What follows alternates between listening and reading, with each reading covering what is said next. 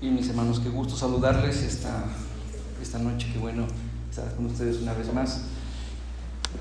Hoy estamos pocos.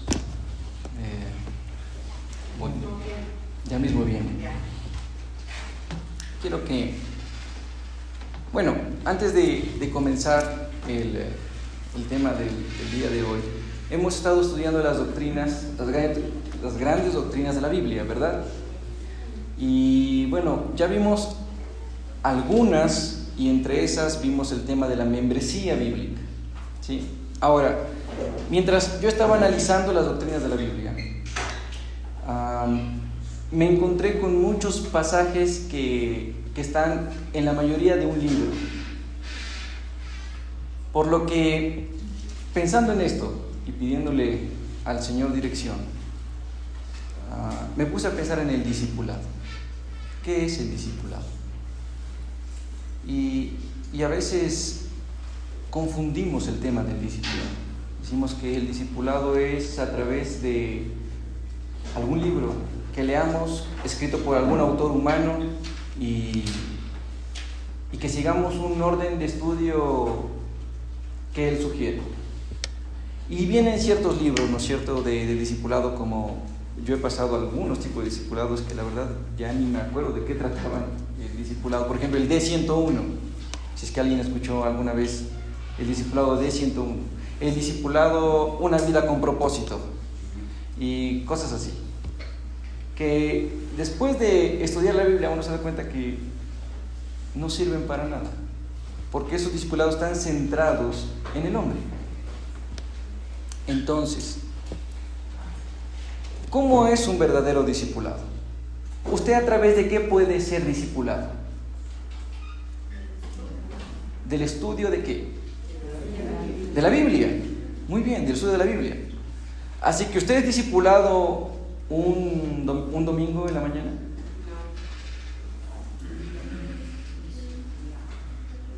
¿Por qué no?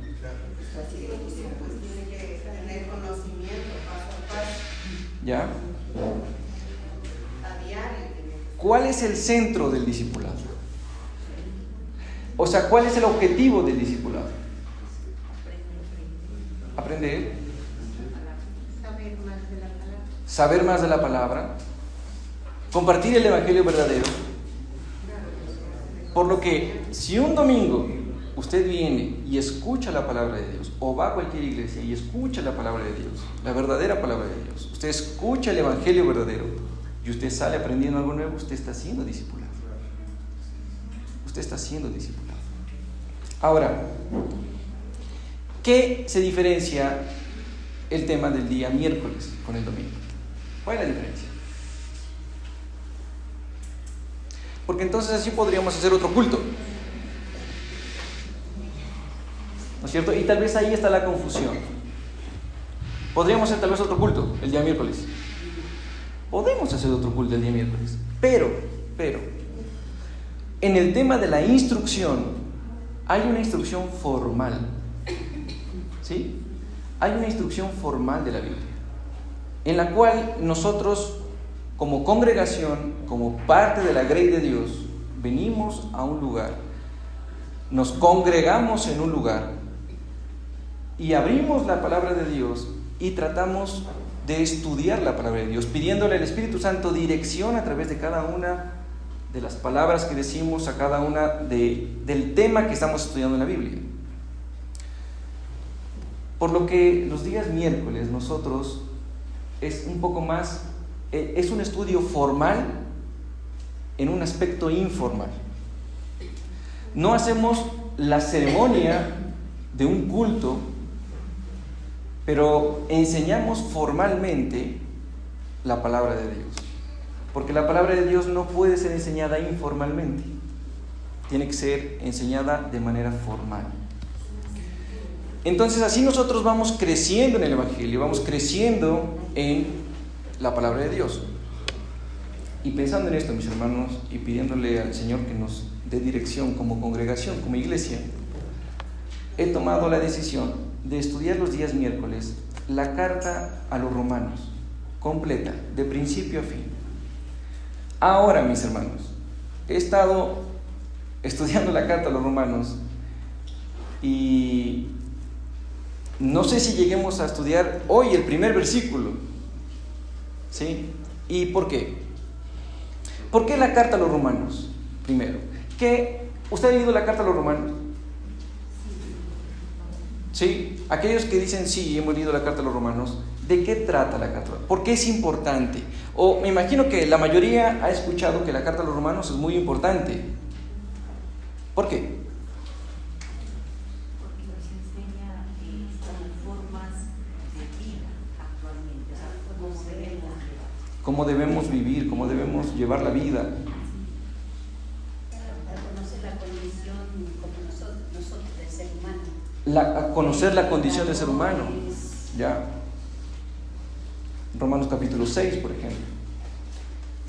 Le llaman el libro de Romanos la columna vertebral del cristianismo. La columna vertebral del cristianismo. ¿Por qué? Porque abarca a donde se sostiene todo. Ya, donde se sostiene lo demás, ¿no es cierto? Romanos también, Lutero lo tomó para hablar de la salvación. Ya, el tema de Lutero es muy importante y lo tengo aquí anotado. ¿Sí? Acerca de la salvación, sí. El libro de Romanos comienza haciéndonos notar de que somos pecadores. Luego sigue desarrollando, viene la gracia del Señor, la salvación. Nos indica que esa salvación es gratuita, que no proviene de obras de hombres, ni por la ley, ni por la ley que dio Dios a Moisés, nada de eso. Es un regalo, es un don gratuito de Dios. Y dice que debemos acceder con la fe en Jesucristo. Es un regalo de Dios, es un don gratuito de Dios a nuestras vidas, sin que nosotros hayamos hecho absolutamente nada. Todo es por el amor, la gracia y la misericordia del Señor. Así es. Entonces, en eso todo se desarrolla. Se desarrolla todo. Bueno, verán, voy a contarles ciertas historias que han pasado alrededor de todo esto.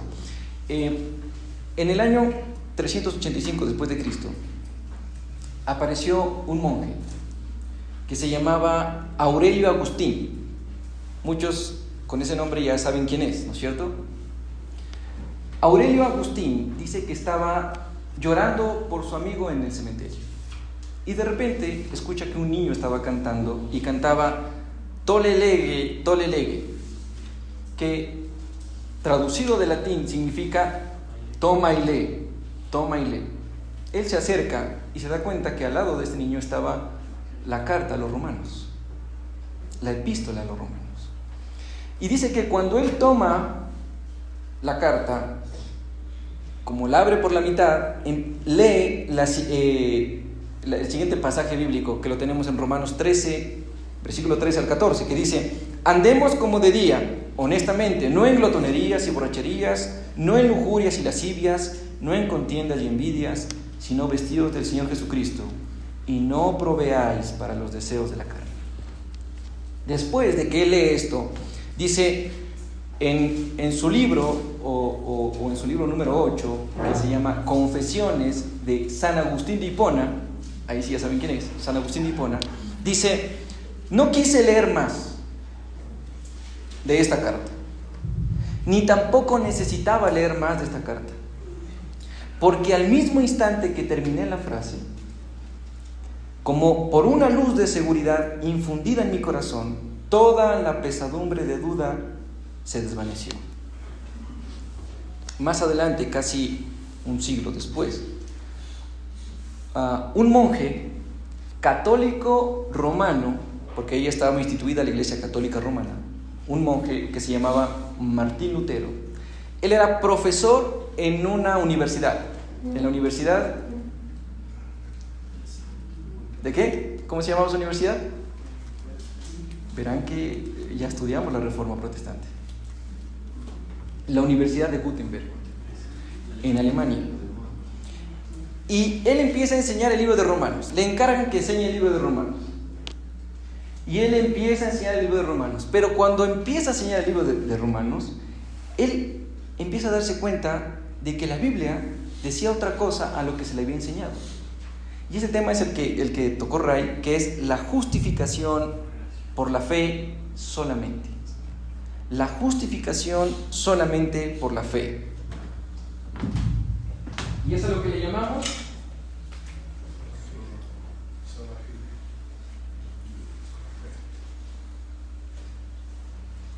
Sola fide, ¿no es cierto? Ese es una de las 5 solas. Una de las 5 solas de lo que le llamamos el tulip, ¿no es cierto? Dentro de las doctrinas de la gracia. Ahora, bueno, ese no es el tema.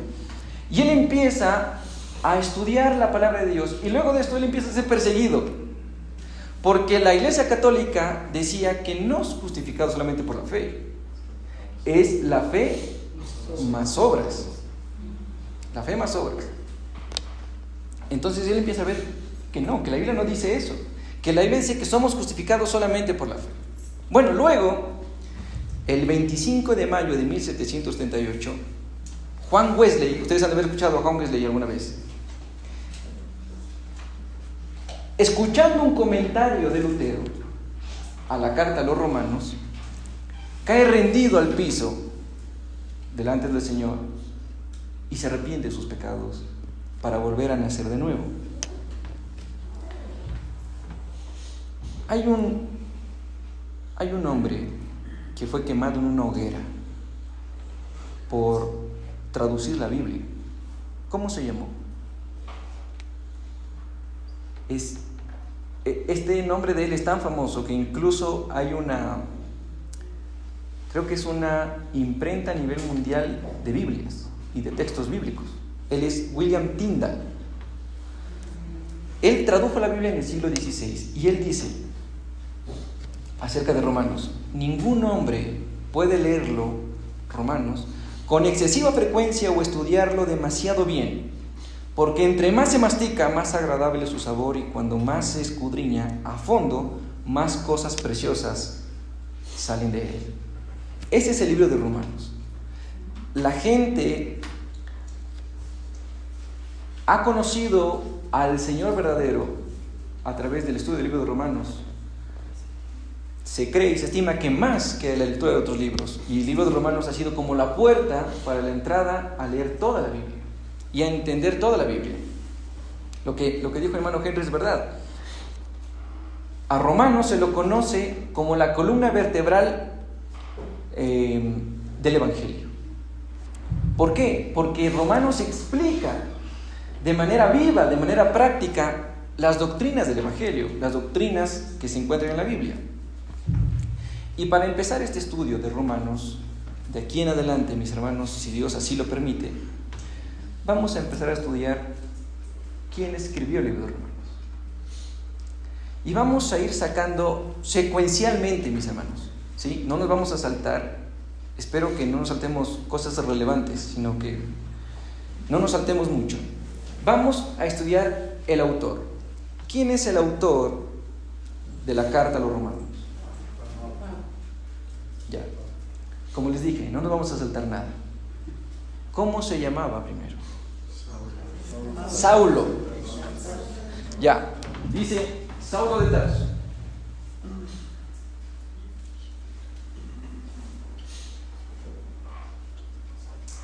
¿Por qué se le llama Saulo de Tarso? El nombre de él era Saulo y vivía en la ciudad de Tarso.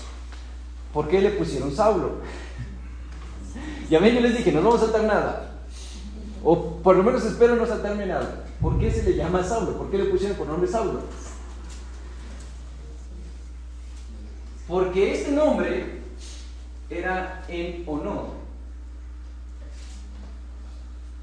al primer rey. ¿De dónde? De Israel. ¿Y cómo se llamaba el primer rey de Israel? Saúl. Y de ahí viene el nombre Saulo. Y de Tarso porque él nació en la ciudad de Tarso. Ahora, este Saulo de Tarso, ¿a qué linaje pertenecía? Porque hay que tomar en cuenta, mis hermanos, que los israelitas, incluso hasta ahora, ellos llevan un registro de linaje, ¿no es cierto?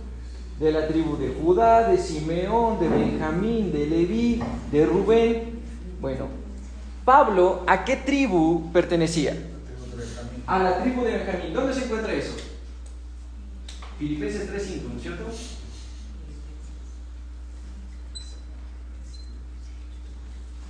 A la tribu de Benjamín. Pregunto, ¿por qué es importante que él pertenezca a la tribu de Benjamín y por qué la Biblia lo menciona?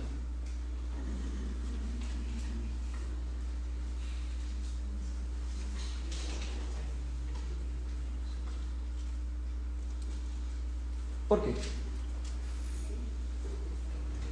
¿Hemos leído Hechos de los Apóstoles? Sí. Hemos citado mucho Hechos de los Apóstoles. Hemos leído Primera de Corintios, Segunda de Corintios. Hemos leído la misma carta a los romanos. Y ahí lo dice. ¿Por qué? Bueno, esta duda la voy a dejar ahí y más adelante la vamos a ver. ¿Por qué era necesario que se mencione de dónde era él? Perdón, de qué tribu. Ahora, si nos vamos a Hechos 9:11, ¿sí? Que quiero que solamente lo anoten, no lo vayamos a buscar. En Hechos 9:11 nos habla de qué ciudad era Tarso, ¿sí? ¿Qué ciudad era Tarso? ¿Y alguien sabe qué ciudad era Tarso? No. Tarso, mis hermanos, era una ciudad muy próspera, una ciudad extremadamente próspera, porque incluso estaba ubicada en la costa norte del mar Mediterráneo, o sea, es decir, ahí había un puerto, ¿sí? Y por lo tanto era muy comercial. Ahora, Tarso, ¿dónde queda? Queda en lo que hoy se conoce como Turquía. Ahí queda Tarso, de ahí era Saulo. ¿Cuándo nació Saulo? ¿En qué año nació Saulo? A ver, voy a hacer así preguntas, verán. A ver. Ya que los veo que me quedan viendo. Verán, a ver. Pablo o Saulo de Tarso, ¿pudo conocer a Cristo? Sí. ¿Por qué? Porque tuve llamado por él, por la voz que lo llamó directamente. Físicamente. ¿Lo conoció? No, ¿por qué? Para mí que si no conoce, pues lo fue llevado al tercer cielo, dice él mismo. No en el nivel espiritual, aquí, físicamente en la tierra. No, ¿por qué? ¿Quién era mayor? ¿Saulo o el Señor Jesús? Vean, mis hermanos, esto es muy importante. ¿Saben por qué? ¿Saben por qué es importante? Por el tema de la persecución de la iglesia. Ahí vamos a aprender nosotros. Bueno, resulta que cuando Saulo nace, probablemente el Señor Jesús tenía ya 8 años. Es decir, eran casi contemporáneos, ¿no? Saulo de Tarso nace entre el año 5 al 10 después de Cristo. Y yo me preguntaba, mis hermanos, ¿por qué no lo fue a ver personalmente? ¿No es cierto? ¿Por qué no lo fue a ver personalmente? Bueno, ese es otro tema. Pero Tarso nace en Tarso del año 5 al 10 después de Cristo. Pero ¿por qué es importante que se lo mencione como Saulo de Tarso? ¿Por qué es importante? Por el conocimiento total de la ley. Por el conocimiento total de la ley. Es algo importante. Pero en Tarso no lo obtuvo. No, como israelita mismo. Como israelita. ¿Pero por qué Tarso? Porque como israelita conoció la ley. Tarso, mis hermanos, era, bueno, y valga la oportunidad, era una de las ciudades como las que hoy la gente quiere vivir. Vamos a Quito, aquí la gente tiene la mente cerrada. Vamos a Quito. ¿Por qué? ¿Por qué la mente más cerrada? Porque a veces queremos ser más liberales, ¿no es cierto? Y porque queremos más parecernos al mundo. Entonces, donde hay más gente, pues hay más revolución y mejor. Bueno, Tarso era esa ciudad. Tarso era una ciudad donde se encontraba por lo menos 3 de las más importantes universidades de ese tiempo. Ahora, ¿por qué se le llamaba Saulo de Tarso? Porque Saulo tenía una mente prodigio y probablemente estudió en uno de esos centros de aprendizaje. Y Tarso era el centro de la cultura. ¿De qué cultura? Esta pregunta es fácil. ¿En qué idioma está escrito Romanos? En griego. Era el centro de la cultura griega. Es decir, dioses, filosofía, mucha filosofía, ¿sí? Era el centro de la cultura griega. Ahí nace Saulo. Entonces Saulo pudo estudiar ahí y luego él va a Jerusalén, probablemente a los 13 años de edad. ¿Por qué a los 13 años? Porque a los 13 años se consideraba que un niño pasaba a ser ya adulto o ya joven, ya llegaba a ser un hombre ya maduro. Y él va a estudiar a Jerusalén bajo la dirección de un rabino. ¿De qué rabino? Gamaliel, el rabino Gamaliel. ¿Y quién era este rabino Gamaliel?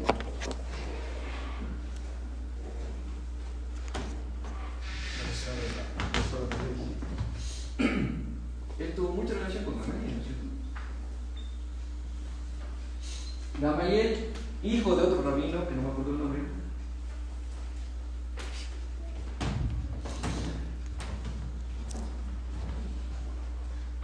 No me acuerdo el nombre.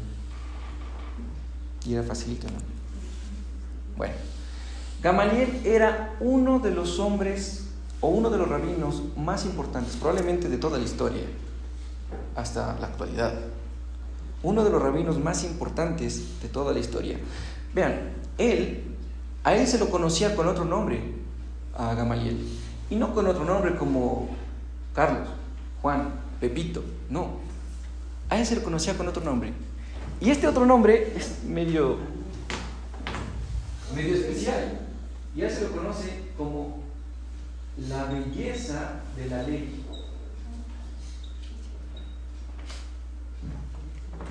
Vean, la belleza de la ley se lo conoce a él. ¿Por qué? Por la sabiduría que él tenía y el conocimiento que tenía de la ley. Por lo tanto, Saulo estudió. ¿Qué tanto estudió? Si llegamos a concluir todo esto, él estudió literatura, él estudió filosofía griega y aparte de eso estudió la ley rabínica. Era un erudito, Saulo. 13 años. 13 años. ¿Qué más nos menciona Filipenses 3? Por favor, vamos a Filipenses 3. Leamos el versículo 4 y el versículo 5, por favor. Si alguien tiene, me ayuda a leer.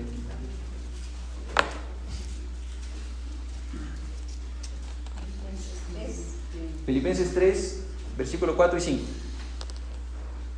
Aunque yo tenga también de qué confiar en la carne, si alguno piensa que tiene de qué confiar en la carne, más circuncidado a la octavo día. Perdón, ahí ya. Gracias. Lo va a tener ahí, por favor, hermanita, ¿sí? Pablo está hablando a los filipenses y les dice, a ver, ¿ustedes tienen de qué gloriarse en la carne?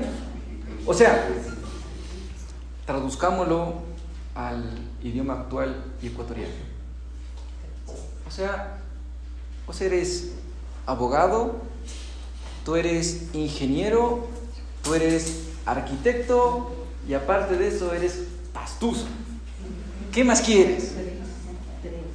Bueno, Pablo dice, si ustedes tienen de qué gloriarse en la carne, ustedes ni se imaginan quién soy yo. Ni se imaginan quién soy yo. Y aquí hay algo muy importante, mis hermanos. A mí me encanta la carta a los filipenses. Yo leí la carta a los filipenses no sé cuántas veces.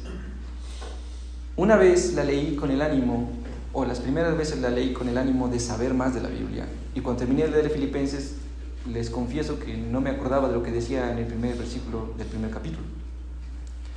Y me desanimé, volví a leer otra Filipenses y leí muchas veces, pero especialmente he leído Filipenses cuando he estado en angustia, cuando he estado mal. Realmente cuando he estado bastante triste, bastante bajoneado, con problemas, me voy a la carta a los Filipenses. Y una vez, yo no me olvido de esa vez, cuando abrí la carta a los Filipenses y leí este capítulo, el capítulo 3. Y Pablo viene y les dice, como que estuviera hoy parado aquí, 2024. Les dice, a ver, a ustedes les han predicado un evangelio de victoria sobre victoria. ¿Cómo ser más próspero en el 2024? ¿Qué dice la Biblia acerca del dinero? ¿Por qué somos hijos del rey y no tenemos que pasar necesidades? Bueno, ese tipo de evangelio que se predica el día de hoy no tiene nada que ver con lo que dijo Pablo en Filipenses 3. Nada que ver. Porque él dijo, si ustedes tienen de qué gloriarse, ustedes no saben quién soy yo. Y empieza a dar un currículum increíble, increíble. Y él empieza, delante de los filipenses, a colgar los cuadros de honor, las menciones de honor. Y dice, por favor. Circuncidado al 8º día, del linaje de Israel, de la tribu de Benjamín, hebreo de hebreos, en cuanto a la ley, fariseo. ¿Hasta ahí? Sí, sigamos. En cuanto a celo, perseguidor de la iglesia, en cuanto a la justicia que es en la ley, irreprensible. Pero cuántas cosas eran para mi ganancia, las he estimado como pérdida por amor de Cristo. Dice, yo era circuncidado al 8º día. Por eso era de la tribu de Benjamín, circuncidado al 8º día. Él seguía una tradición judía. Y por eso probablemente fue enviado a los 13 años a Jerusalén. Le dice, hebreo de hebreos. En cuanto, dice, yo era fariseo. Era irreprensible en la ley. Bueno, y él empieza a dar, que parece que ahí fuese solamente algo moral, pero es algo intelectual. Que ya lo vamos a explicar más adelante. Pero interesante ahí porque dice, todo esto lo consideraba como ¿qué? Y esa no es la palabra original de la Biblia.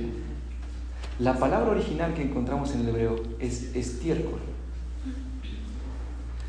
Todos los títulos, todo lo que tenía, todo lo que era esa persona, entre comillas, porque basta un paréntesis, a veces no podemos responder quiénes somos. A veces nos preguntan ¿quién eres? Y siempre damos respuestas equivocadas. Pero bueno, todo lo que era, entre comillas, una persona, ese gran nivel que llegó a tener Pablo, Saulo, porque llegó a tener ese nivel cuando era Saulo, dice que él lo consideraba como estiércol. Mis hermanos, estiércol, por amor a Cristo. Y vean, mis hermanos, nosotros andamos buscando en el estiércol nuestra validez.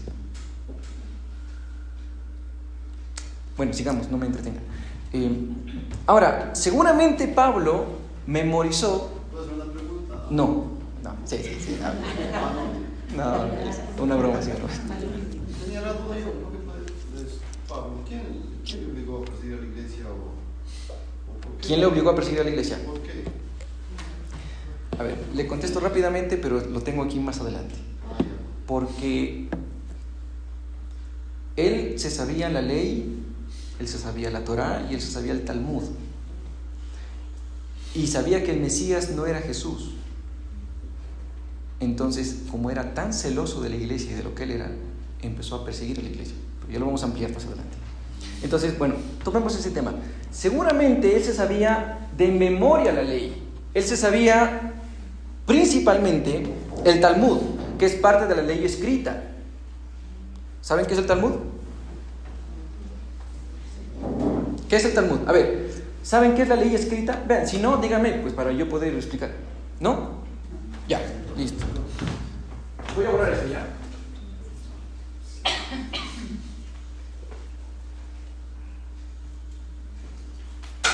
Dentro de la ley, mis hermanos, dentro de la ley judía había dos clases. Primero era la ley escrita. Y dentro de la ley escrita, ya escribí por emocionarme y seguir hablando, escrita.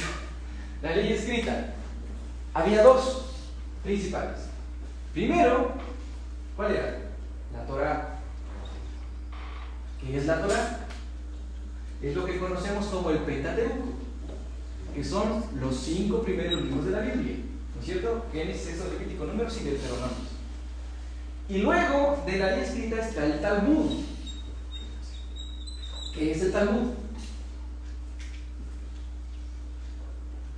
El Talmud, a ver, primero voy a aclarar una cosa, porque si alguien llega de aquí a estudiar a la casa se va a encontrar con esto. Había dos tipos de Talmud. ¿Sí? Había el Talmud hebreo y el Talmud babilónico. ¿Pero qué era en sí un Talmud? El Talmud era un compendio, era un código civil gigante. Y no solamente un código civil gigante, sino era un código religioso. Ahí había dichos de los rabinos, discusiones de los rabinos, narraciones de los rabinos, había parábolas de los rabinos, interpretaciones de la ley de ese tiempo, o sea, de la ley mosaica en ese tiempo, y eso era todo lo que comprendía el Talmud. O sea, el Talmud era una enciclopedia de esas enciclopedias Océano que teníamos cuando éramos, ¿no? Esas duras, pesadísimas. A mí me tocaba llevar esas a la... Y eso se sabía de memoria. Saulo sabía eso de memoria. Es decir, si había algún problema, porque ahí probablemente están escritos ciertas resoluciones a problemas generales, él sabía la respuesta. O sea, así de inteligente y de sabio era Saulo. Ahora, cuando él estuvo en Jerusalén, es lo más probable que él ahí se convierte a una secta. El Talmud contenía el código civil, leyes entre la gente, ¿sí? Resoluciones que ahora le llamamos judiciales, ¿no es cierto?, en cuanto a tierras, en cuanto a bienes, ¿sí? Y preceptos religiosos. Entre esas se encuentran parábolas reflexivas acerca de lo que conocemos como el Antiguo Testamento, ¿no es cierto?, que son la ley y los profetas. Eso era el Talmud. Eso es el Talmud. ¿Sí? Eso es el Talmud. Ahora, ahí sí ya, ¿no es cierto? ¿Sí? ¿Está claro? Sí, ya. Ahora, cuando Saulo va a Jerusalén es cuando él se convierte a una secta. Y en esa secta, dice que pertenece a esa secta en Filipenses 3. ¿Qué secta es? Fariseo. Es decir, ¿qué era un fariseo? Por su conocimiento, era un legalista. Era un legalista. Ahora, ¿por qué va a Jerusalén y obtiene todo esto?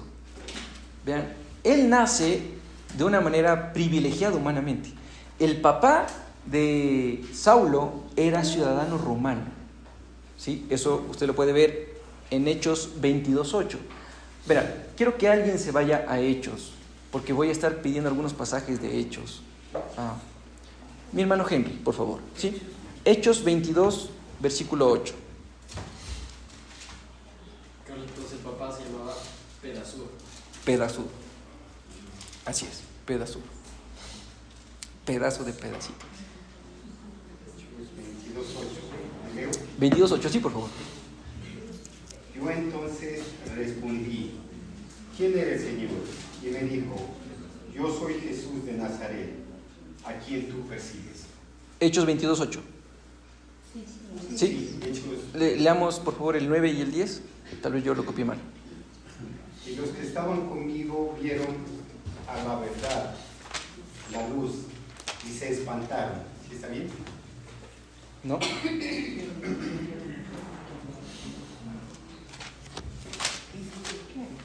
Déjeme buscarlo a mí. Déjame leer.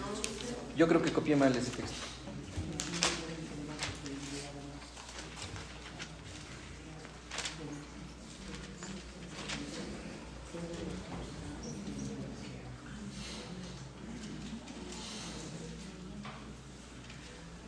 Ya, aquí está, perdón. Sí, perdón, yo me equivoqué.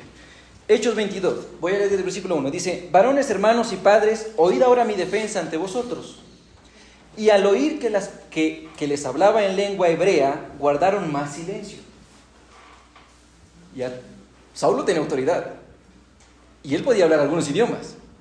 Y habló y guardaron silencio. Y él les dijo: yo de cierto soy judío, nacido en Tarso de Cilicia, pero criado en esta ciudad, instruido a los pies de Gamaliel, estrictamente conformado a la ley de nuestros padres, celoso de Dios, como hoy lo sois todos vosotros. Perseguía yo este camino hasta la muerte, prendiendo y entregando en cárceles a hombres y mujeres, como el sumo sacerdote también me es testigo, y todos los ancianos, de quienes también recibí cartas para los hermanos, y fui a Damasco para traer presos a Jerusalén también a los que estuviesen allí, para que fuesen castigados. Pablo nos da al principio quién es él, de dónde había nacido, ¿no es cierto? Y él había obtenido las credenciales más altas que una persona podía obtener en ese tiempo.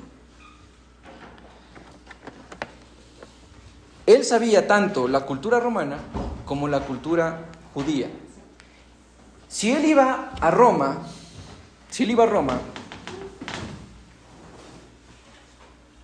en ese tiempo, mis hermanos, tanto Roma como los judíos era el estándar más alto, ¿sí?, del mundo conocido en ese tiempo.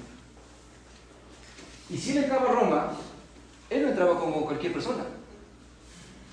Él era muy importante, extremadamente importante. Y aparte de eso, mis hermanos, como vamos a ver más adelante, él tenía un carácter de líder. Peor.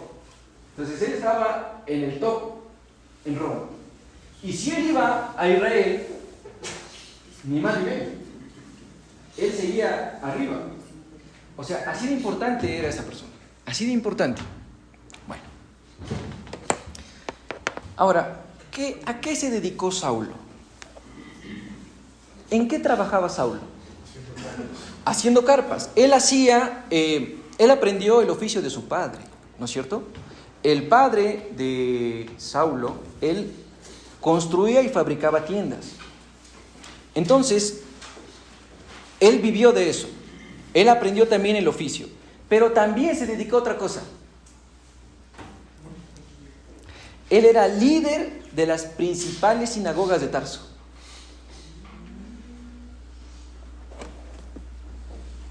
Por ende, tenía una buena entrada.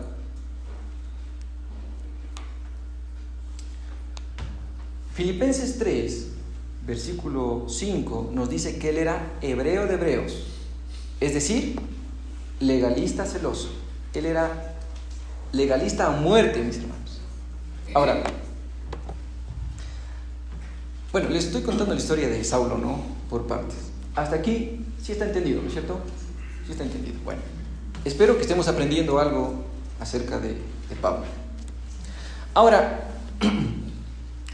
de regreso a Tarso, porque él estaba en Jerusalén, recuerden que estaba en Jerusalén, él regresa a Tarso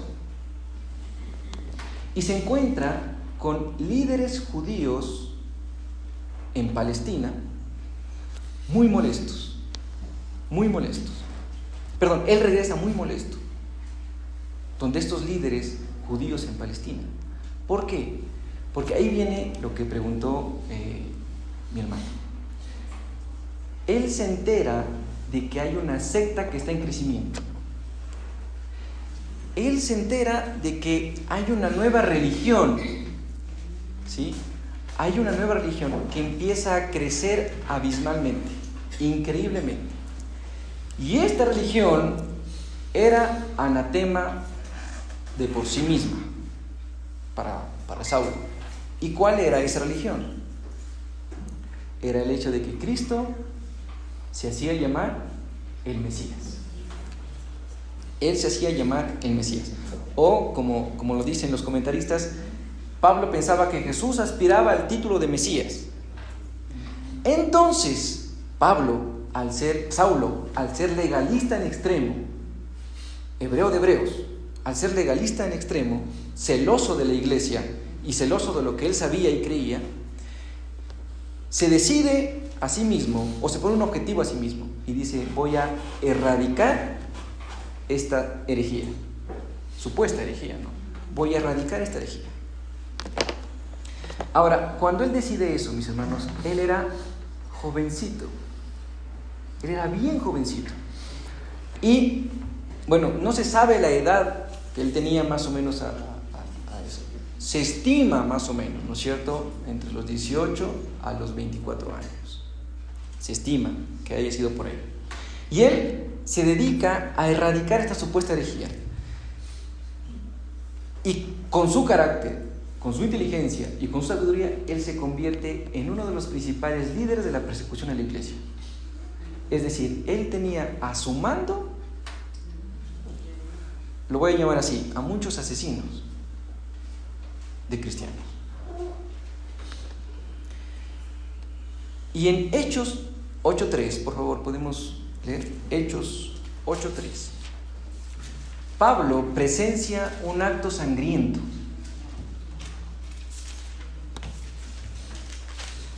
Saulo asolaba la iglesia y entrando casa por casa arrastraba a hombres y a mujeres y los entregaba en la cárcel. Saulo entraba a las casas de estos que eran judíos, que creían en Cristo como el Mesías, y no le importaba si eran hombres o mujeres. Él dejó niños huérfanos. Él sacaba, los arrastraba de los cabellos, a veces se subía a su caballo, los amarraba y los paseaba por todo el pueblo hasta que mueran. Así de buena gente era Saulo.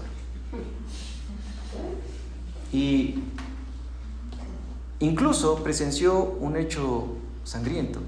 Él estuvo cuando apedrearon a Esteban. Y él fue el que impulsó a apedrear a Esteban. Y Esteban clamó por su vida a nuestro Señor. Y dijo lo mismo que dijo Jesús: en tus manos encomiendo mi espíritu. Y murió. Y eso alimentó el odio de Pablo. Bueno, luego de todo esto, él va al sumo sacerdote de Tarso. Él va al sumo sacerdote y le dice: necesito, con todo lo que él tenía, las influencias que él tenía, necesito que me des cartas para las sinagogas de Damasco. ¿Qué eran estas cartas? Bueno, estas cartas eran como un permiso para que él vaya a Damasco y él asesine a todo judío que estaba ahí, que creía en esta supuesta secta. Bueno, entonces, él dice en Hechos 9, versículo 1, dice: Saulo, respirando aún, vean, o sea, ¿sí? Escuchen el lenguaje de odio, respirando aún amenazas y muerte contra los discípulos del Señor, vino al sumo sacerdote y le pidió cartas para las sinagogas de Damasco, a fin de que si hallase algunos hombres o mujeres en este camino, los trajese presos a Jerusalén. Pero de repente sucede algo. A ver, bueno, antes de eso, Damasco tenía más o menos 150,000 habitantes. O sea, era una ciudad media grandecita. 150,000 habitantes. Por lo que trasladarse de Damasco, de Tarso a Damasco, era más o menos unos 6 días de viaje. ¿Sí? O sea, era medio lejito. Y ahí había miles y miles de judíos. Pero sucede algo impactante. Mientras él va en el camino, dice versículo 3, mas yendo por el camino, aconteció que al llegar cerca de Damasco, repentinamente le rodeó un resplandor de luz del cielo. Y cayendo en tierra, oyó una voz que le decía: Saulo, Saulo, ¿por qué me persigues? Él dijo: ¿quién eres, Señor? Y él dijo: yo soy Jesús, Vean esto de interesante. Él no dice yo soy Jehová, yo soy Dios. No, porque sabía que Pablo o Saulo seguía a ese Jesús que se hacía llamar el Mesías.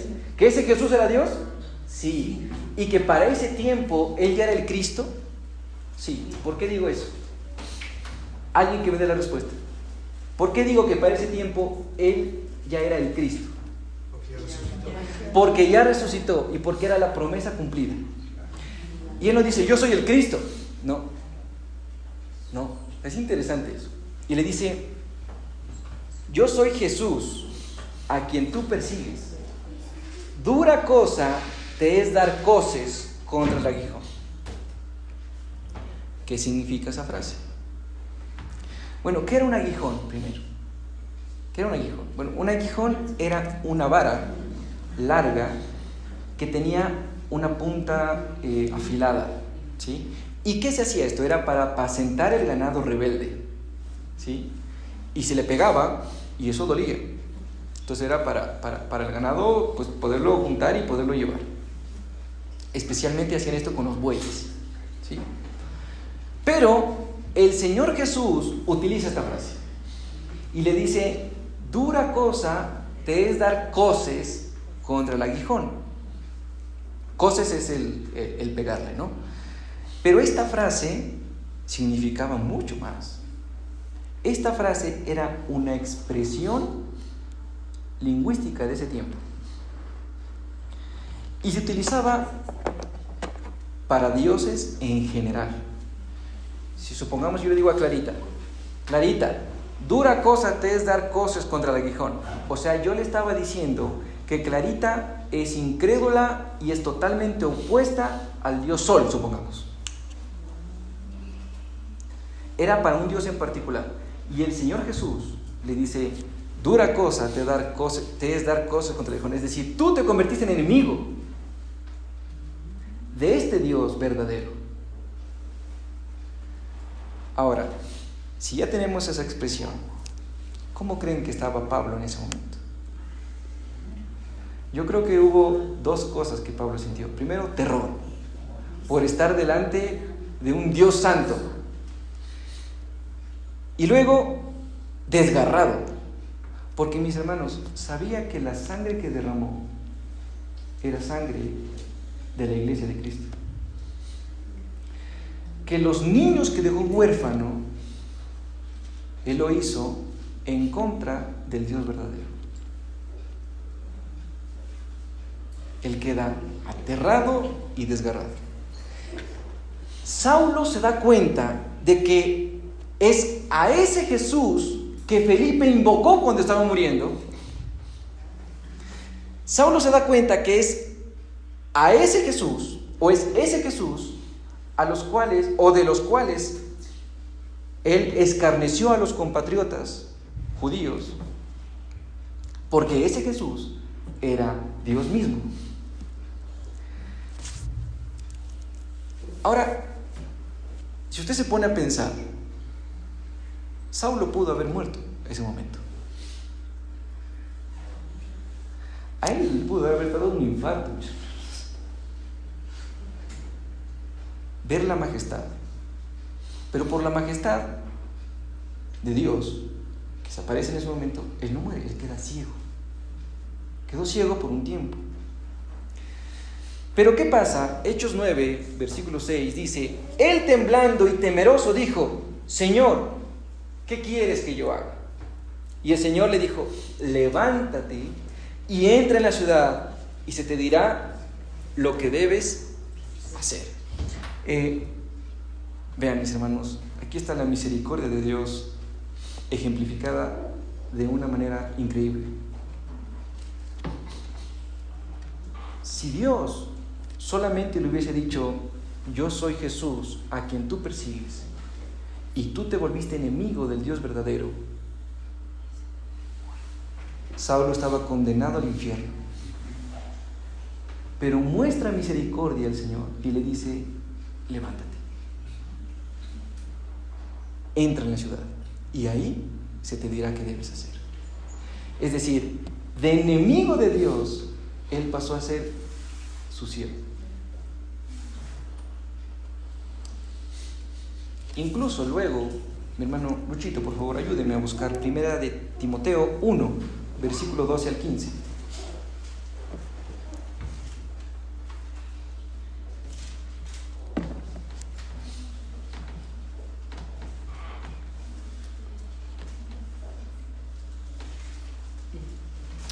Más tarde, después de que pasa todo esto, Pablo recuerda lo que vivió y lo dice de una manera diferente ahora. Lo recuerda de una manera diferente y lo escribe a Timoteo, a este pastor joven, le escribe lo siguiente.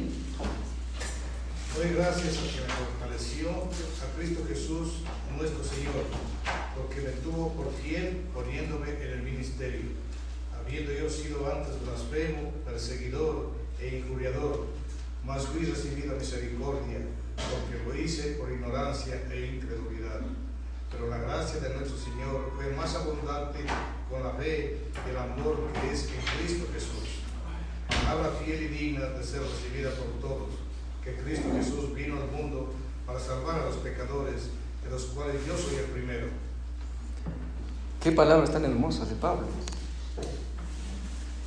Le dice, yo era tu enemigo, pero tú fuiste movido a misericordia y me recibiste. Y ahora digo que tú, Cristo Jesús, eres el Dios mismo. Y viniste a salvar a los pecadores, de los cuales yo soy el primero. En Hechos 9:20 nos dice que pasa algo asombroso. ¿Se acuerdan que Pablo le pide al sumo sacerdote las cartas para entrar a Damasco y sacar a patadas a todos los judíos y llevarlos a la cárcel? ¿Se acuerdan?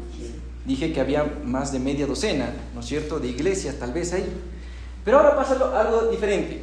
En Hechos 9, versículo 20, dice: enseguida predicaba a Cristo en las sinagogas, diciendo que este era el Hijo de Dios. Y todos los que le oían estaban atónitos y decían: ¿no es este el que asolaba en Jerusalén a los que invocaban este nombre? Y así vino acá para llevarlos presos ante los principales sacerdotes. Pero Saulo mucho más se esforzaba y confundía a los judíos que moraban en Damasco, demostrando que Jesús era el Cristo. Una vez que Pablo recibió misericordia de Dios, ¿qué hizo Saulo? ¿Será que se fue a buscar a un predicador a ver si es que le daba alguna palabra profética? ¿Qué hizo? Él no pudo contenerse. Él no pudo contener lo que tenía en su corazón. Y él se fue a predicar la palabra de Dios a esas sinagogas donde supuestamente los iba a sacar a patadas. A esas mismas sinagogas.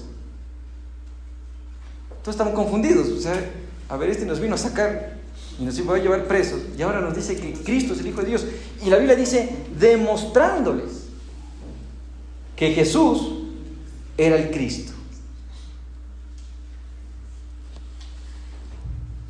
Pastor, pero Pablo recibió directamente de Jesucristo el mensaje de la palabra. Sí, ya vamos allá.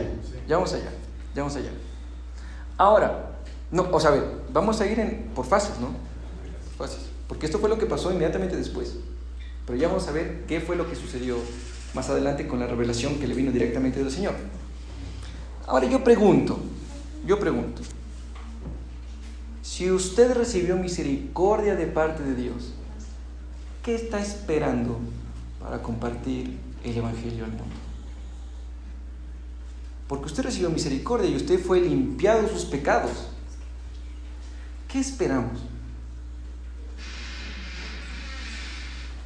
Esperamos que nuestra vida cambie de una manera increíble para poder ir a predicar. Esperamos que venga un milagro increíble a mi vida para poder ir a predicar. El milagro más grande que pasó en su vida se dio hace más de 2000 años en una cruz. Ese fue el milagro más grande. Y a veces, mis hermanos, en Colombia se dice conchudo. Y le pedimos más milagros a Dios. Luego el versículo 21, versículo 21 dice, y todos los que oían estaban atónitos, ¿no es cierto? Pero el versículo 22 nos dice que él defendía el evangelio de una manera extraordinaria, mis hermanos. Extraordinaria. Y aquí, mi hermano, sí cabe la palabra éxito. Y la voy a usar. Pablo o Saulo tuvo tanto éxito en predicar el evangelio que ¿sabe cómo se demostró? ¿Alguien sabe cómo se demostró el éxito que tuvo en predicar el evangelio? Alguien que me diga, ¿qué se le viene a la mente?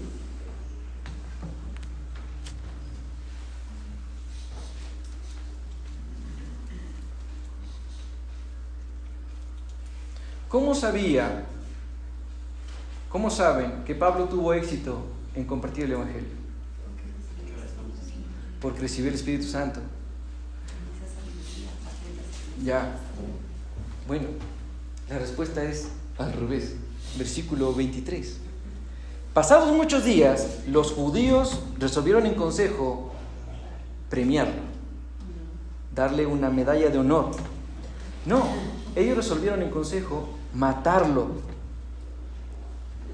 Pero sus acechanzas llegaron a conocimiento de Saulo y ellos guardaban las puertas de día y de noche para matarle. Es decir, fue con tanto éxito el compartir el evangelio por parte de Pablo que sus aliados, que antes eran sus mejores amigos, ahora dijeron: no, hay que matarlo, este es un traidor, hay que matarlo. Y se paraba en las puertas de día y de noche para que no salga de la ciudad y poderlo asesinar. Pero ¿qué pasó? Saulo logra escapar y él regresa a Damasco por segunda vez. Gálatas 1, por favor, versículo 17.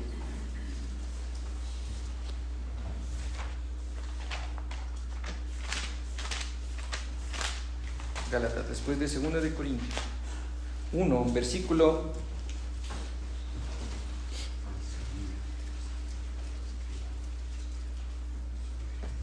17. Dice: ni subí a Jerusalén a los que eran apóstoles antes que yo, sino que fui a Arabia y volví de nuevo a Damasco. Entonces él sale de ahí y se va a Damasco. Y ahí, mis hermanos, es posible que el gobernador de Damasco se involucra en la conspiración para matar a Saulo. O sea, así de salado, digamos, estaba Saulo. Porque él provoca la ira real. Porque los fariseos tenían el control de todo. El gobierno de esa época era fariseo. Entonces él, por predicar el evangelio, provoca la ira real y procuran matarlo. Pero esta vez escapa. ¿Cómo escapó él? ¿Se acuerdan? Sí. Ajá. Lo descuelgan, ¿no es cierto?, por la ventana en una canasta.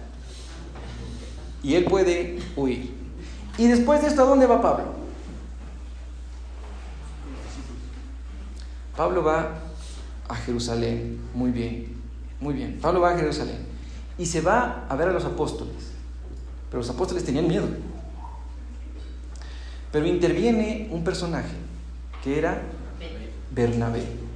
Y Bernabé da testimonio de lo que pasó y les dice: este es de los nuestros. Este es de los nuestros.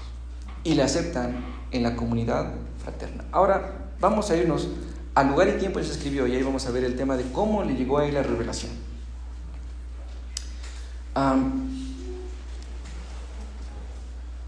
Pablo tuvo 3 viajes misioneros, ¿no es cierto? 3 viajes misioneros. Luego del tercer viaje misionero, él visita una ciudad por tercera vez, que era la ciudad de Corinto. Él va a Corinto. Esta era una ciudad muy próspera, una ciudad portuaria también, pero que estaba llena de maldad. Y ahí, probablemente, en el año 58, 57 o 58 después de Cristo, él escribe la carta a los romanos. La carta que tenemos aquí. Él escribe la carta a los romanos. ¿Y cuál era el propósito de escribir esta carta? Bien, vamos a hacer un ejercicio, ¿sí? Un ejercicio. Vamos a leer el texto. Por favor, todos los que trajeron sus Biblias, quiero que abran sus Biblias en Romanos, capítulo 1.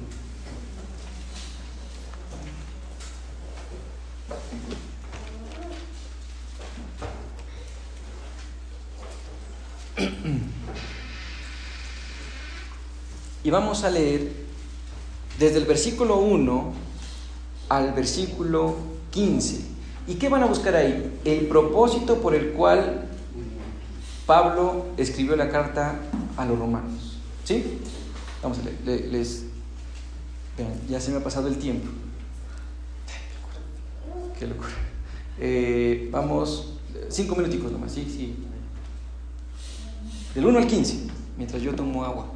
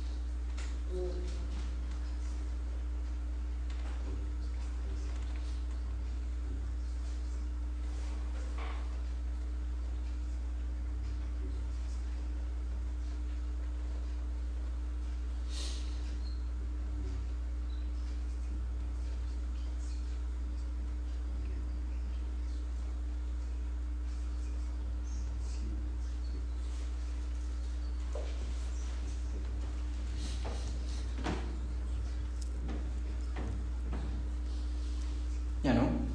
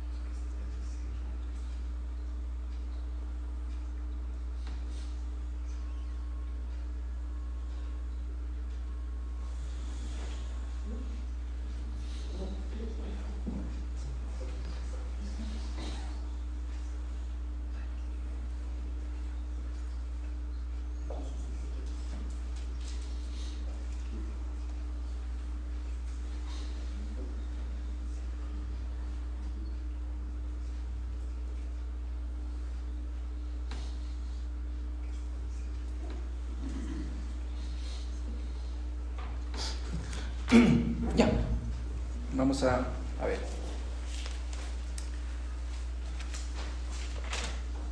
Déjenme buscar un texto mientras tanto, un texto que quisiera leerles.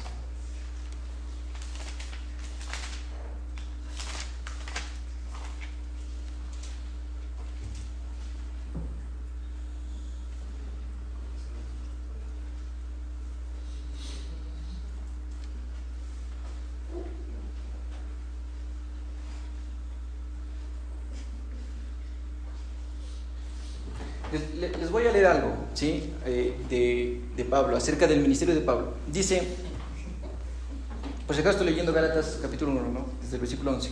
Dice, mas os hago saber, hermanos, que el evangelio anunciado por mí no es según hombre.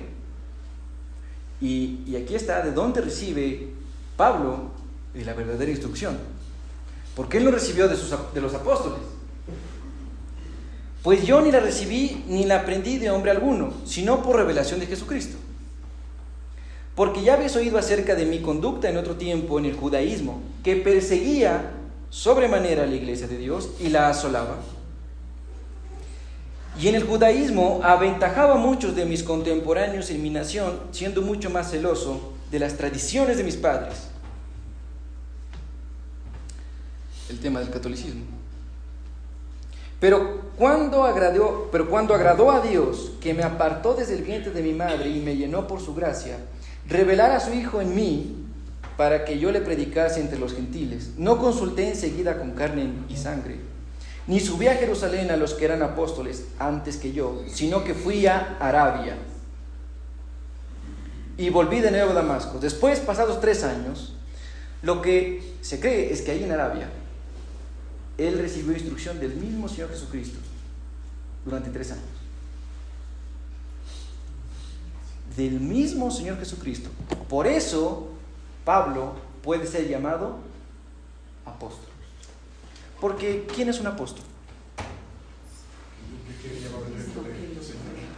Para ser un apóstol hay que cumplir ciertos requisitos. Yo no puedo ser el domingo gran prédica del apóstol Henry Pozo. No, ¿cierto? Porque para ser apóstol hay que cumplir algunos requisitos. Bueno, hay 2 tipos de apóstoles. ¿Sí?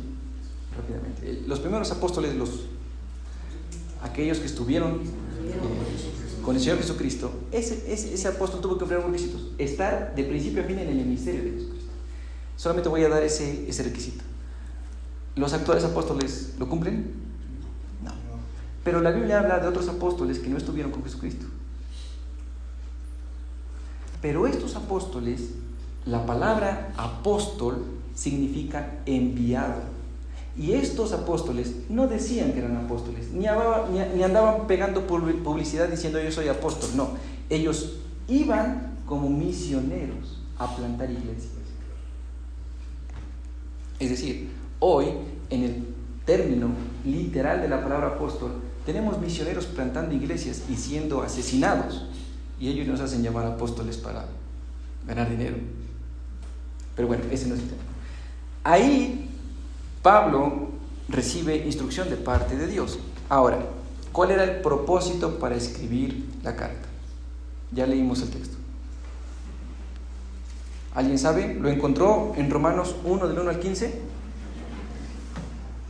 ¿No? Bueno. ¿Sí? A ver. Bueno, para el propósito, según la Biblia, dice que fue enseñar las grandes verdades del Evangelio de la Gracia. Ya, ¿en qué versículo está? No está en El 15 sería en cuanto a mí estoy ansioso de anunciaros el Evangelio, también a vosotros que estáis en Roma. Ya, ese dice el versículo 15. El 5, tal vez para la obediencia a la fe. A ver, la respuesta está en el versículo 11. ¿Sí?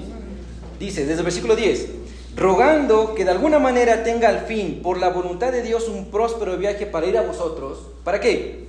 Porque deseo veros para comunicaros algún don espiritual a fin de que seáis confirmados. Explico. Contrario a lo que piensa la Iglesia Católica, a ver, la Iglesia Católica, ¿qué piensa de Roma? ¿Quién fundó la Iglesia de Roma? Pedro. ¿Y eso es verdad? Según la historia, es poco probable que Pedro haya fundado la Iglesia de Roma, y mucho menos que se haya sentado en el trono papal. No. La Iglesia no fue fundada por Pedro. La Iglesia de Roma no fue fundada por Pedro. Romanos 15:20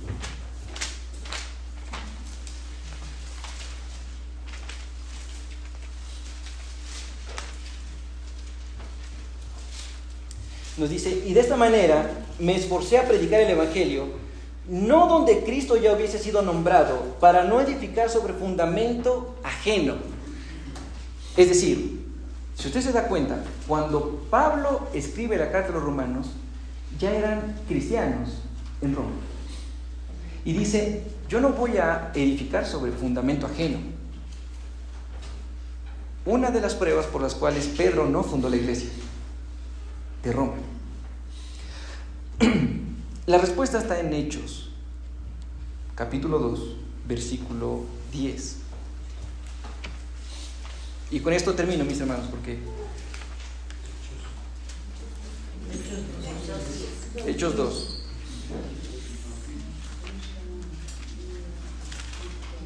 Hechos 2, versículo 10 dice, hablando de las lenguas, ¿no?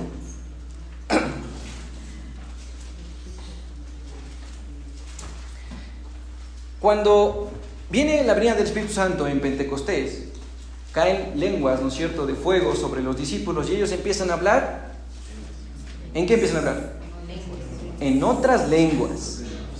En otras lenguas. Es decir, ellos empiezan a hablar en griego, ellos empiezan a hablar en otros idiomas que eran cercanos de ahí, ¿no es cierto? Porque ese día había una fiesta en Jerusalén y había mucha gente que pasaba por ahí. Mucha gente que pasaba por ahí. Y ellos empiezan a hablar en otro idioma y comparten el Evangelio del Señor. Y ahí dice quiénes estaban. Dice, en Frigia y Panfilia, en Egipto y en las regiones de África, más allá de Cirene y romanos, aquí residentes, tanto judíos como prosélitos. ¿Qué dice? Romanos, aquí residentes. Y eso fue cuando recién empezó el ministerio. Ya. Vamos a dar la respuesta. Vamos a pasarnos al versículo 41 de Hechos 2. Versículo 41 dice, así que los que recibieron su palabra, ¿quiénes? Ellos, los que escucharon en Pentecostés la palabra de Dios, ellos, ¿no es cierto? Así que los que recibieron su palabra fueron bautizados y se añadieron aquel día como 3,000 personas. Es decir,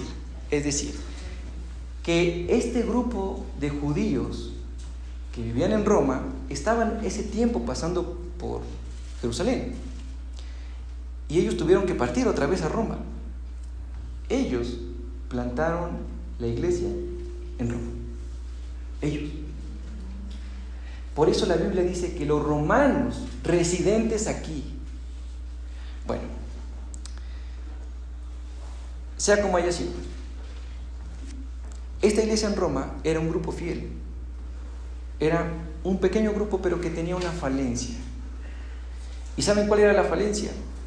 La falencia era que esa iglesia, y por esto también es otra prueba de que Pedro no fundó esa iglesia, la falencia era de que ellos no experimentaron el beneficio de la predicación ni de la enseñanza apostólica. Ellos se reunían, pero no para que alguien predique el evangelio. Ellos se reunían para entre ellos orar, fortalecerse el uno al otro, pero ellos no habían experimentado la bendición de la predicación. Y por eso Pablo quiere ir. Por eso Pablo dice en Romanos, ¿no es cierto?, capítulo 1, versículo 11. Dice, porque deseo veros para comunicaros algún don espiritual, a fin de ¿qué? De que seáis confirmados.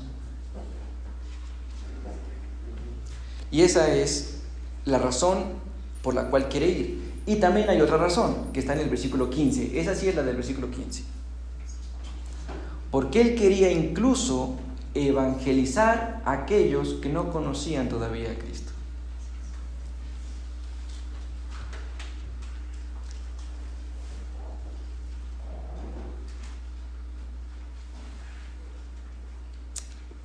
Chusa, mis hermanos, hay algo importante, pero ya estamos muy tarde. Esto me recuerda que una vez Pablo estaba predicando. Y Pablo estaba predicando y era muy de noche. Sí, ya era muy de noche. Y decían, ya pues. Y de repente, un joven, ya que estaba exhausto, se cae de un tercer piso y se muere. Y Pablo va corriendo, se echa encima de él y ora y resucita, solamente para seguir predicando hasta el amanecer. Así que si quieren nos quedamos aquí hasta el amanecer. Verán, hagamos algo, hay una parte aquí importante. ¿Podemos tal vez ir sirviendo el café mientras explicamos esta parte? ¿Sí? Gracias. Verán, Pablo quería visitar Roma también por su propio beneficio. ¿Por qué? Porque Pablo quería que a él lo conozcan que es un apóstol de Cristo. para que Roma pueda financiar su viaje a España a compartir el Evangelio. Eso lo tenemos en Romanos 15, versículo 28, pero eso, si quieren, anótenlo y lo estudian después. ¿Sí? Versículo 28. Pero yo quiero preguntar algo. ¿Qué era la carta a los romanos? ¿Qué es la carta a los romanos? La carta a los romanos, mis hermanos, es una presentación personal del apóstol. La carta es una presentación personal del apóstol. ¿Y por qué es tan hermosa y compleja y grande y llena de cosas importantes? ¿Por qué?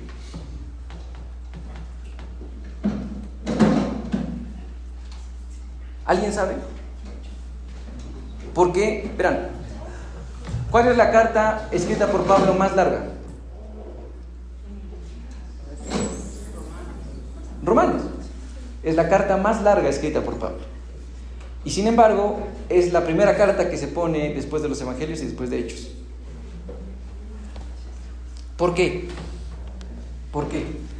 Verán, porque Pablo deseaba ir tanto a Roma que él llega en otras condiciones. ¿En qué condiciones llega Pablo a Roma? Él quería ir a compartir el Evangelio, a predicar en la iglesia y a evangelizar a su alrededor. Pero no llega así. Él llega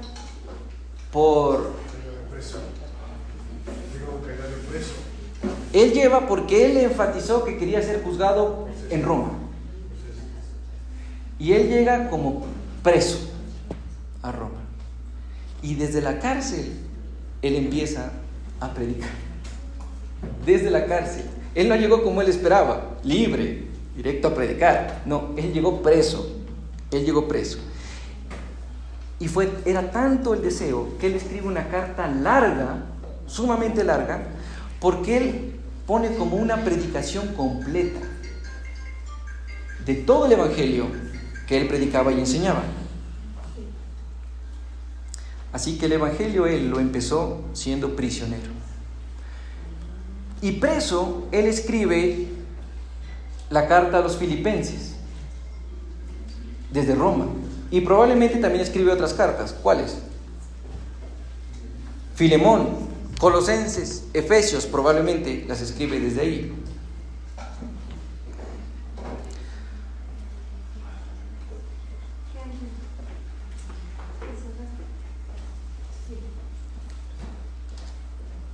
Ahora, mis hermanos, yo quiero leer esto para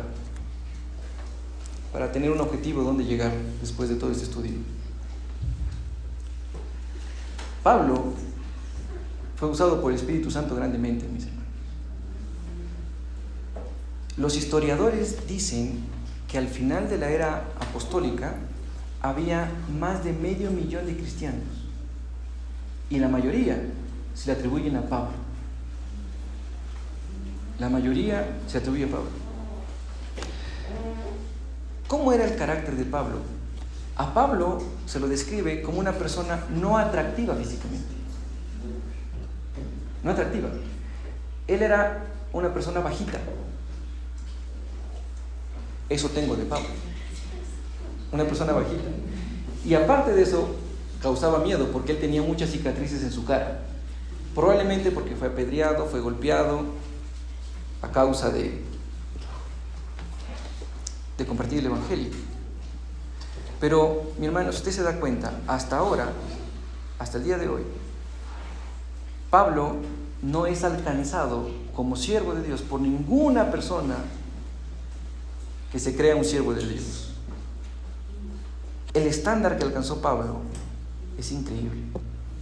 Ya quisiéramos los predicadores ser como Pablo. Es increíble. Pero ¿qué hizo a esta persona tan increíble? El pensamiento bíblico saturado de Pablo. Él estaba saturado de la palabra de Dios. Vean, mis hermanos, si a él lo golpeaban, yo estoy sacando algunas partes de Hechos capítulo 16 y quiero que escuche bien esto. Si a Pablo lo golpeaban, ¿qué hacía él? Se levantaba y seguía predicando el Evangelio.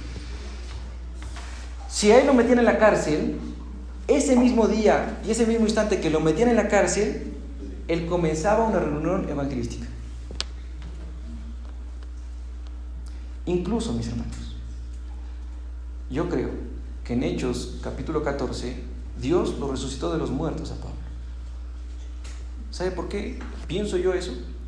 Porque a él lo apedrearon, como a Esteban, y Esteban murió. Y resulta que después de que lo apedrean y ya las piedras estaban encima, ellos se van. Y Pablo, claro, lo dieron por muerto. Y Pablo se levanta. Bueno, ¿a dónde íbamos? Allá. Yo creo que Dios lo resucitó de los muertos a Pablo. Y siguió predicando la palabra de Dios. Quiero leer lo que dice 1 Corintios 9, 16.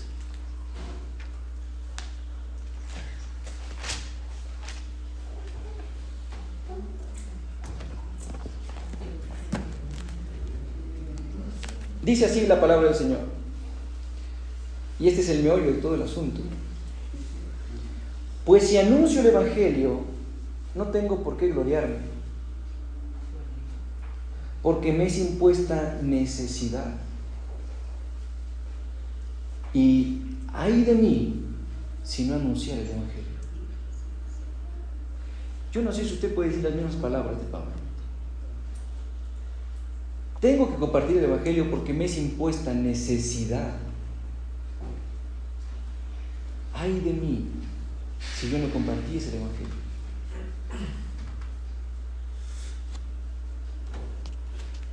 A veces, como pastor, como predicador, yo no sé cómo ustedes ven de ese lado los sermones que yo predico. No sé cómo los ven ustedes. Algunos dicen, qué aburrido, qué fea voz que tiene. Yo qué sé. Pero a veces, mis hermanos, la predicación es un momento donde los que han predicado me van a entender, o los que han dado por lo menos algún pequeño sermón desde aquí, desde el púlpito, me van a entender. Llega un momento en el que el Espíritu Santo toma el control y produce una emoción tan grande en el corazón que usted no quiere dejar de hablar la palabra de Dios. Y esos momentos son únicos, mis hermanos, son únicos. Yo que los he vivido, he querido estar en ese pequeño momento toda mi vida. Es increíble. Y a veces es cuando me emociono, grito y a veces se me van las lágrimas.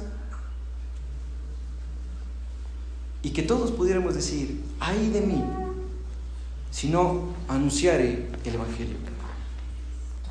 Después, en 2 de Corintios, capítulo 1, versículo 23, Pablo dice: mas yo invoco a Dios por testigo sobre mi alma, que por ser indulgente con vosotros no he pasado todavía a Corinto. No que nos enseñoremos de vuestra fe, sino que colaboremos para vuestro gozo, porque por la fe estáis firmes. Porque por la fe estáis firmes.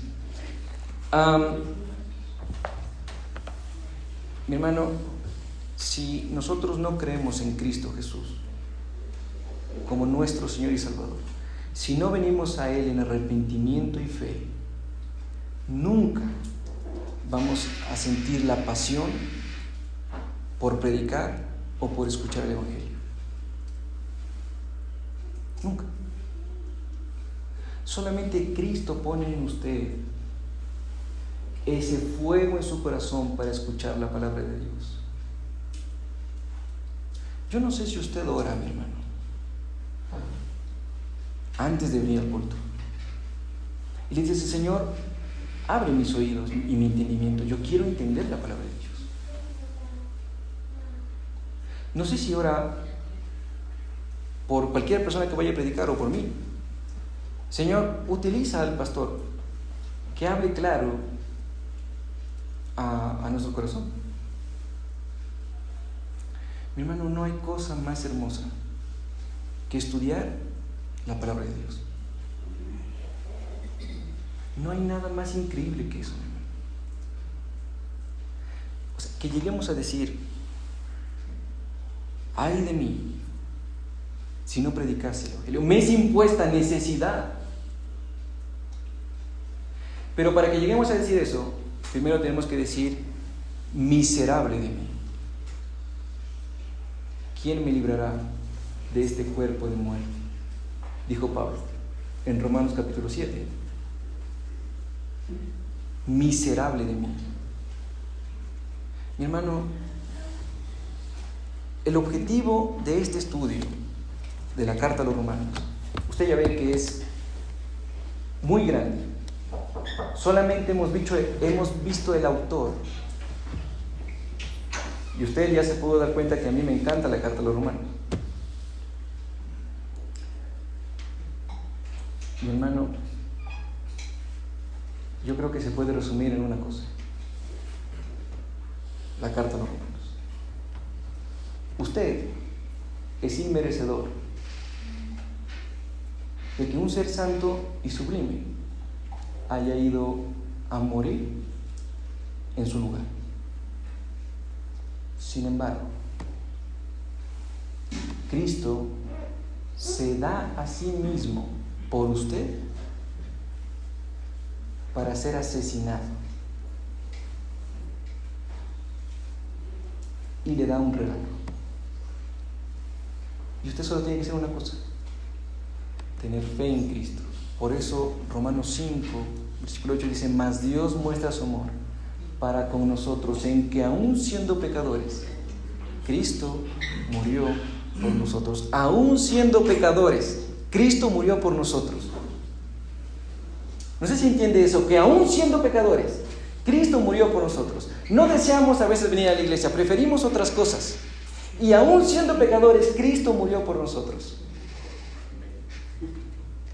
Yo me desespero, mi hermano, y quiero que usted entienda ese milagro en su corazón, de que Cristo murió por usted, de que Cristo entregó su vida por usted, mi hermano. O sea, Él mismo se entregó en manos de unos asesinos sin piedad, a ser desfigurado, a que sus huesos queden a la vista, por usted. De eso habla Romanos. Así que, mis hermanos, perdón por extenderme. Yo sé que me he extendido más de lo normal. Sé que me he extendido más de lo normal. Pero era necesario terminar por lo menos esto. Entender de qué trata la carta a los romanos. Espero, mis hermanos, que haya sido de bendición para usted, que el Espíritu Santo en algún momento haya hablado su vida, solamente viendo la biografía de Pablo. Vamos a orar. Si tal vez no quiere levantarse porque están tomando café, no hay problema. Vamos a orar. Bendito Rey, Señor.